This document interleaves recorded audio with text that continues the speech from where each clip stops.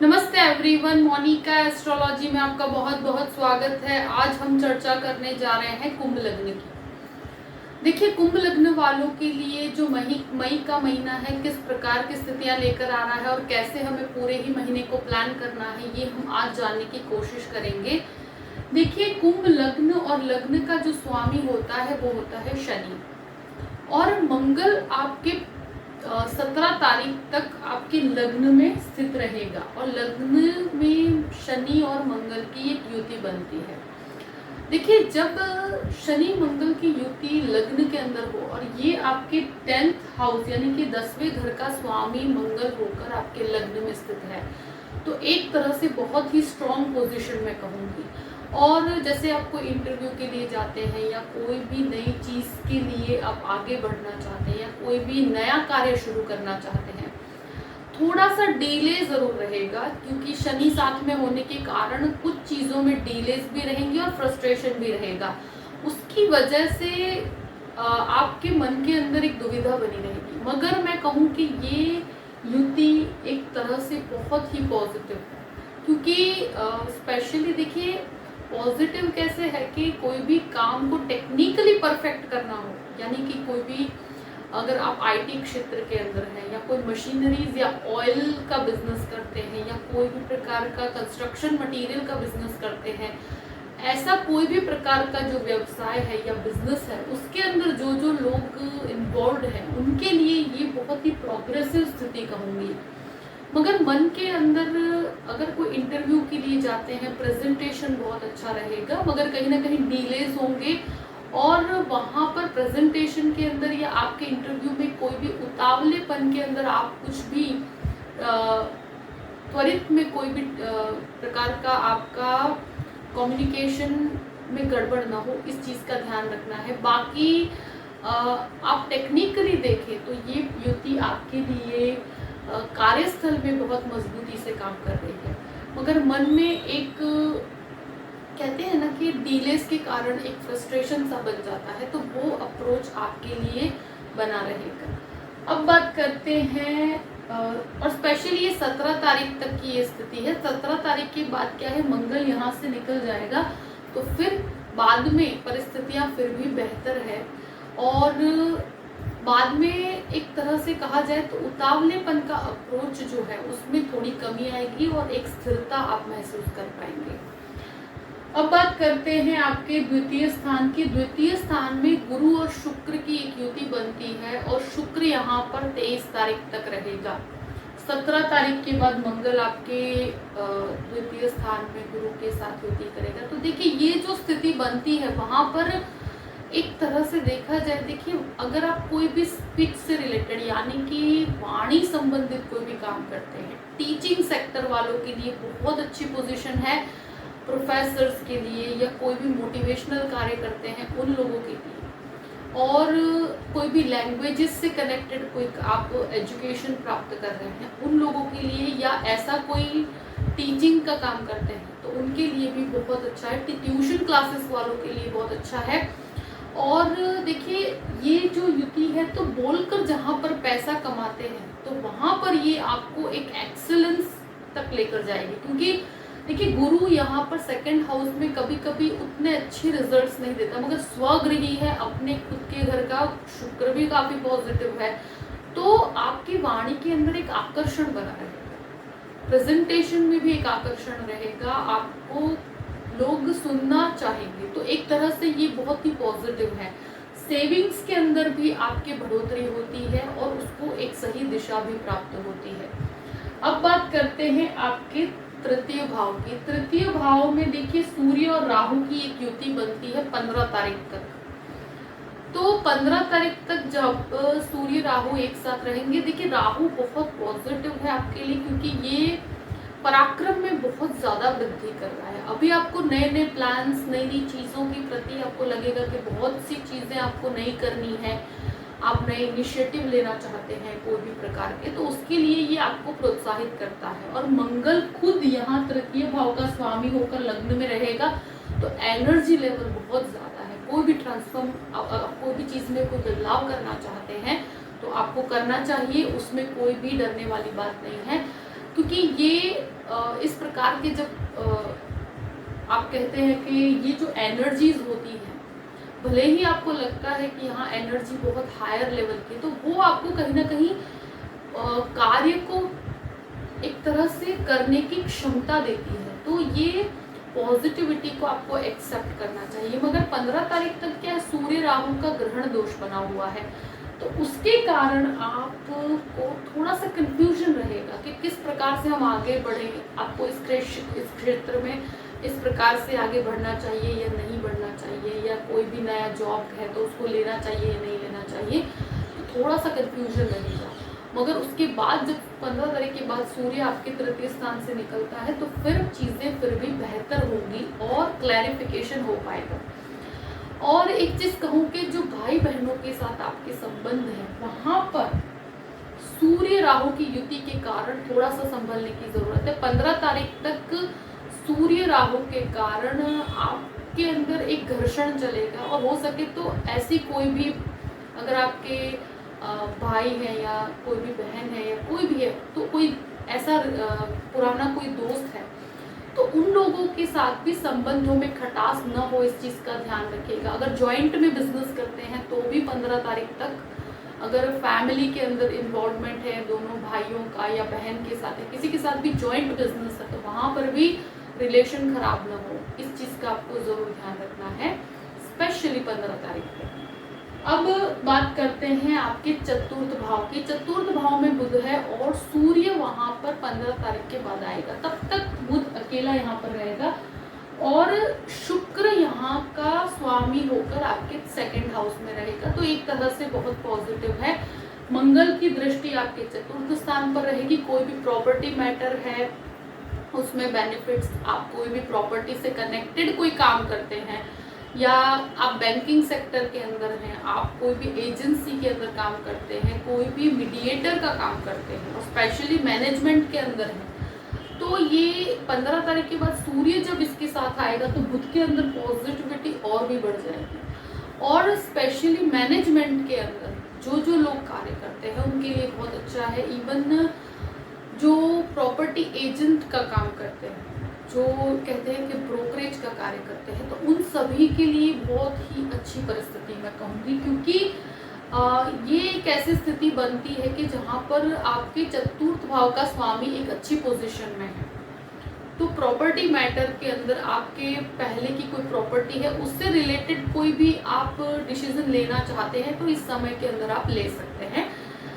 देखिए 15 तारीख के बाद सूर्य चतुर्थ भाव में आने के कारण थोड़े हार्ट से रिलेटेड कोई भी प्रॉब्लम है तो उसके ऊपर आप थोड़ा ध्यान देने की ज़रूरत है, तो उसको लाइटली नहीं लेना है, उसमें थोड़ा सा आपको ध्यान देना पड़ेगा। बाकी ऐसे कोई डरने वाली बात नहीं है।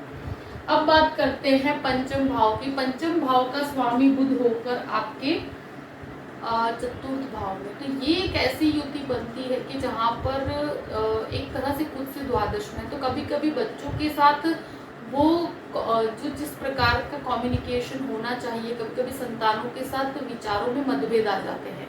तो ऐसी स्थिति को हो सके तो अवॉइड कीजिएगा। और क्योंकि देखिए शनि जब लग्न में आता है और स्पेशली मंगल के साथ, कभी कभी इंसान जिद्दी भी बहुत हो जाता है, तो वो छोटी छोटी चीज़ों के अंदर काफ़ी ऐसी चीज़ें होती है क्योंकि जहाँ पर प्रैक्टिकली एक नए स्वभाव के साथ वो कभी मैच नहीं हुआ और पुराने विचारों के साथ वो स्टिक होकर कुछ ऐसे उसके सिद्धांत होते हैं, तो वहाँ पर छोटी चीज़ों में क्लैशेस हो जाते हैं। तो वहाँ पर आपको थोड़ा सा फ्लेक्सिबल होना चाहिए। और पंचम भाव की बात करते हैं तो स्पेशली ये जो युति होती है, जो सूर्य बुध की युति 15 तारीख के बाद बनेगी, तो एक तो सबसे बड़ी चीज़ ये है कि ये मैनेजमेंट के स्टूडेंट्स के लिए बहुत अच्छा है, फाइनेंस के स्टूडेंट के लिए बहुत अच्छा है, और ये युति कहीं ना कहीं आपको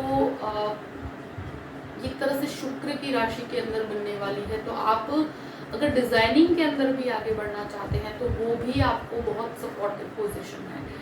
देखिए यहाँ पर एक है कि संतान प्राप्ति की इच्छा रखते हैं तो थोड़ा सा स्वास्थ्य का ध्यान रखना बहुत ज़रूरी है कि बुध की पोजीशन खुद से द्वादश है, इस वजह से थोड़े से स्वास्थ्य का ध्यान रखें और ट्रैवलिंग को अवॉइड कीजिए। अभी एक तरह से स्टूडेंट्स के लिए यही है कि थोड़ा सा स्थिर होने की ज़रूरत है। यहाँ पर थोड़ा कन्फ्यूजन भी हो सकता है, अगर फोकस्ड रहेंगे तो अच्छा है। बाकी थोड़ा कंफ्यूजन मुझे फिर भी दिखता है, क्योंकि यहाँ पर जब बैंकिंग सेक्टर के अंदर या कोई भी इस प्रकार का आप एजुकेशन ले रहे हैं तो वहाँ पर कुछ चीज़ों में भटकाव, और जितना आप फोकस्ड होना चाहते हैं उतना नहीं हो पाएंगे। तो उस चीज़ को आपको ध्यान में रखते हुए थोड़ा और भी ज़्यादा फोकस्ड होकर कार्य करने की ज़रूरत है। अब बात करते हैं छठे मतलब 6th हाउस की। तो 6th हाउस के ऊपर गुरु की एक दृष्टि बहुत उच्च की पड़ रही है।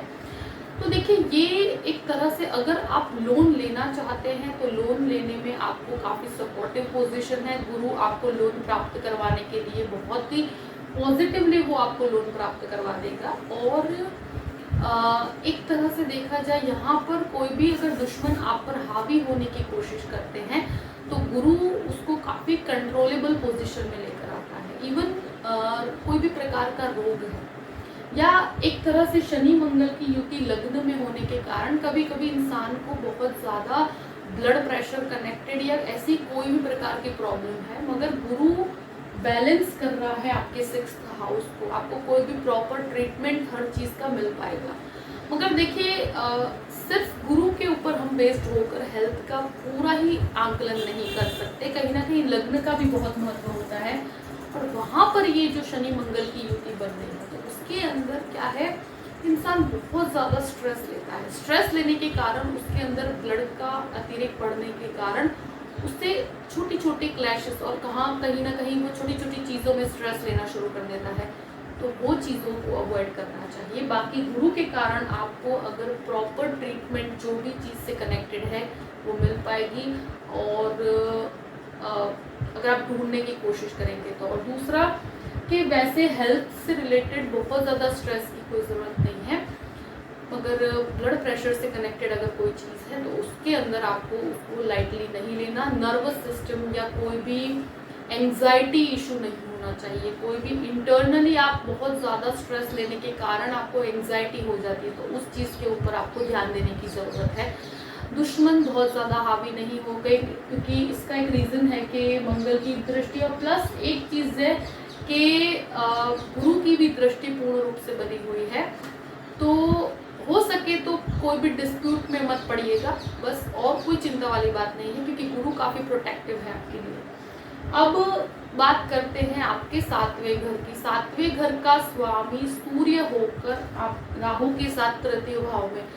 देखिए, सूर्य राहु की जो युति आपके 7म भाव का स्वामी बनकर है, तो एक तरह से पार्टनरशिप के अंदर 15 तारीख तक क्लैशेस हो सकते हैं, और लाइफ पार्टनर के साथ, यानी कि जिसके साथ आपके पति या पत्नी के साथ भी, मैं कहूँगी पूरे ही महीने क्लैशेस से बचिएगा। इसका एक रीज़न है कि एक तो शनि मंगल की दृष्टि पूर्ण रूप से 7वें घर के ऊपर, 7वें घर का स्वामी सूर्य राहु ग्रहण दोष के अंदर है, तो छोटी छोटी चीज़ों में बहुत बड़े बड़े क्लैशेस हो जाते हैं, एक दूसरे पर संशय की स्थिति होती है। ये एक तरह से इवन आप कोई पार्टनरशिप में भी हैं, कोई जॉइंट बिजनेस करते हैं, तो वहाँ पर भी ऐसी स्थिति में मैंने देखा है कि बिजनेस पार्टनरशिप तक टूट जाती है। तो आपको इस महीने पार्टनरशिप को लेकर, भले वो लाइफ पार्टनर के साथ हो, गृहस्थ जीवन में हो, या आपके बिजनेस पॉइंट ऑफ व्यू से कि आप जो भी पार्टनर्स के साथ आपका रिलेशन है वहाँ पर आपके विचारों में मतभेद हो सकते हैं,